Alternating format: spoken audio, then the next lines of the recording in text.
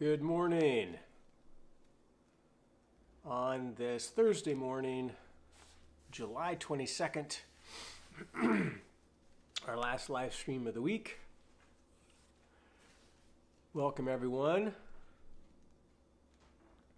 Karen Faust, good morning to you. Welcome, everyone. Don Hoverson, good morning. Alyssa Fine, good morning. Alyssa. Deanne Fine, good morning to you. Dana Creeshaw. Barbara Richardson, good morning. Good morning, Mom. Janisa, good to see you this morning. Jim and Kathy, good morning. Marcy Walters, good morning to you. Welcome, everybody, this morning. And there's Alyssa Tucker, good morning. Stephen Andrea, welcome, good to see you. Carmen Lego, good morning to you. Welcome, everybody. Linda McHugh, good morning. Good to see your name here. Michael and Kim, good to see you. Jeremy and Wendy.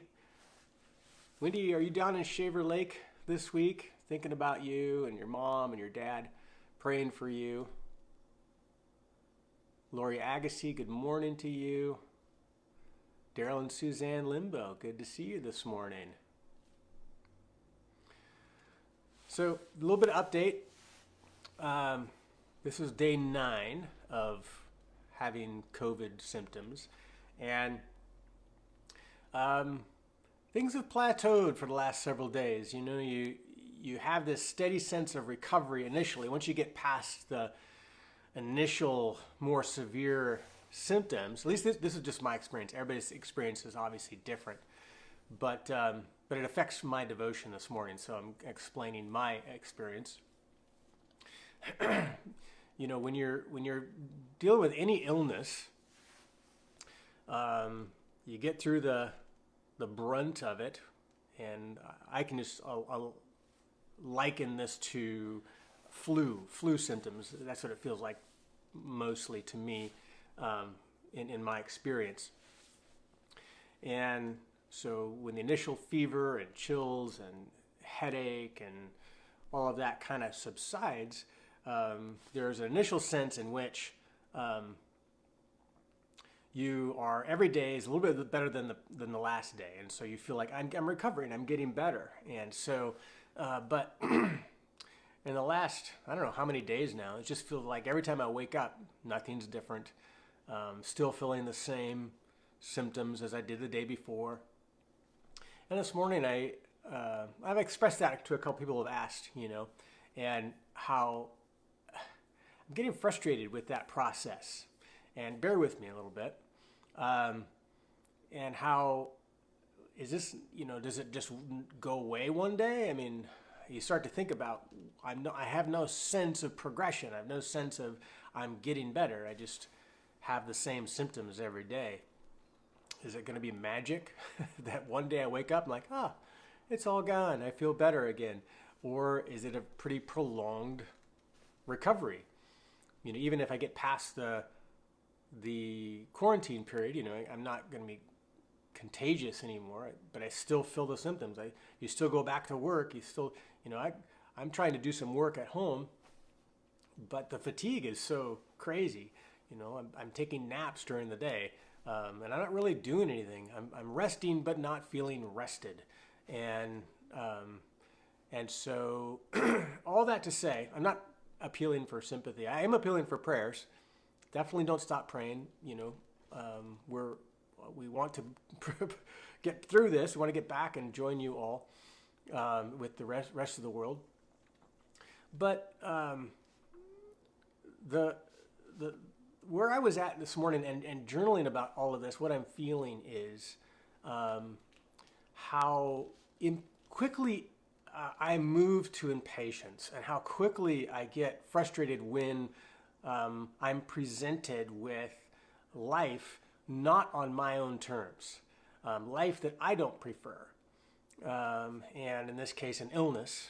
And you know, I got things to do, I got people to see, and this is not good timing, and Life is moving forward, and I feel like my responsibilities and so on are kind of stuck. And I want to make progress. I want to get things done, and so I'm sure some of you can relate to that. And I was kind of bemoaning that in my journal this morning. But then I started thinking about people who really are experiencing prolonged illnesses. I think about you, Carmen.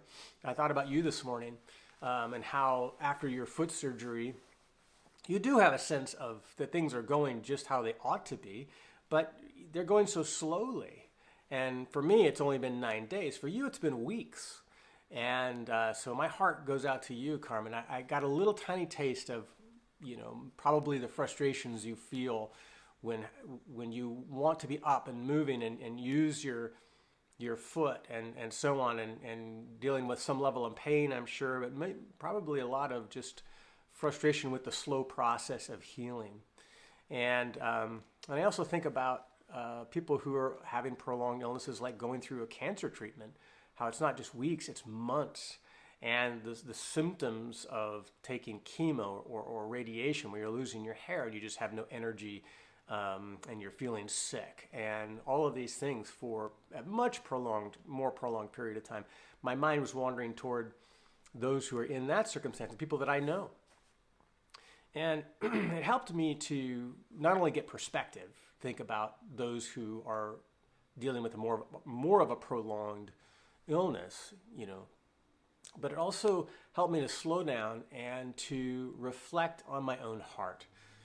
And it is in times like this where we're in this waiting mode, and things aren't what we would prefer.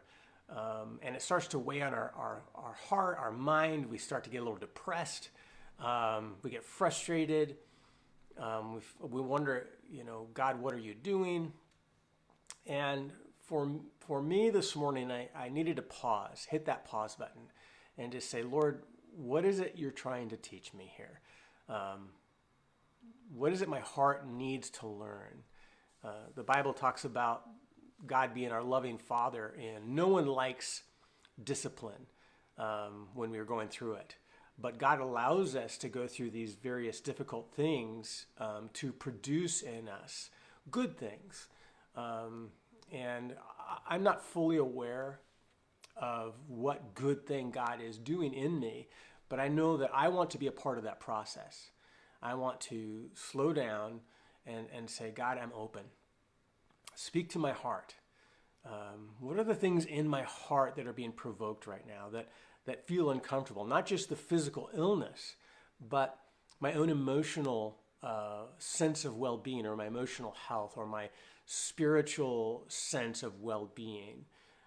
God, what is it you need my heart to hear today in the midst of this? I want to be open to that. I don't want to fight it. I don't want to get frustrated. I want to lean in. And so that's my posture today. Though my life circumstances aren't what I would prefer, relative to other people's life circumstance, it's not that bad. I just want to put it in perspective. But the reality is, my heart still is learning from this, and I want to lean into that. God, what are you teaching me in this process? What are you teaching me about my own heart that needs to draw closer to you, to learn from you? And so I turn to Psalm 25. I'm just going to read a couple verses from it. This is Psalm 25 and verses 4 and 5. The psalmist says, "Make me to know your ways, O Lord." I like that word, make me. Make me to know your ways. In other words, it's not in my sphere of control. Lord, I'm yielding myself to the work you are accomplishing, the work you are doing. I need you to fashion my heart. These aren't things, my experiences, that I would choose for myself. So God, make me to know your ways. Teach me your paths. This is a path you selected for me. So teach me to know this. Teach me to be content in this. Teach me to maybe understand who you are more deeply today. Your love for me, your mercy toward me, the satisfaction that I can experience in you alone. In verse 5, lead me in your truth and teach me. For you are the God of my salvation. You are the one who is my deliverance. You are my refuge. You are the one who saves. You are the one who is ultimately going to provide the answers, the provision, the sustenance, the satisfaction, whatever it is that my heart longs for. Right now I'm experiencing a want. My heart is wanting. And God, help me to teach my heart for that want to land in the satisfaction that is you. You are the source of my salvation today. So I'm just trying to learn and walk in this path that God has for me today, and to allow him to teach my heart and lean into him as the source of my salvation, so that the want that I'm experiencing finds its destination, finds its resolution in the person of Yahweh, the person of God, the person of Jesus Christ, and the Holy Spirit in me, provoking this growth pattern that I'm experiencing. And finally, he says, for you, I wait all the day long. And so, Lord, grant me patience. It's worth it to wait on you. It's worth it to learn these things. And so, Lord, I want to turn my impatience over to you today, my frustration over to you today, the want that I'm experiencing. Lord, I give it back to you. Teach me, make me to know, transform my heart today as we lean in to your understanding. So that's my update for today and what God's doing in my heart. And I hope that is something that you can relate to. I think we all can at some level, even if you're not going through something right now. We can relate to times of want, times that our life isn't on our terms, and that we're going through something that we'd prefer not to be in our experience. But God is at work if we allow him, and we cooperate with the process, or at least we have the ability to. And so today, that's my heart, trying to cooperate with the process that God is provoking in me. I love him. I want him to teach me his ways today. So I'll be praying for you. I won't see you on Sunday, but I am going to work on today recording the message. So you'll see me on video. And so pray for that process. Usually I'm not done with my message, until I have to actually teach it. And so today that means Thursday of the week. So I feel a little compressed in trying to pull this off, but I am confident by the Spirit of God and your prayers that it'll be exactly what he intends for us as a congregation this week. So Lord bless you, and we'll see you on Sunday.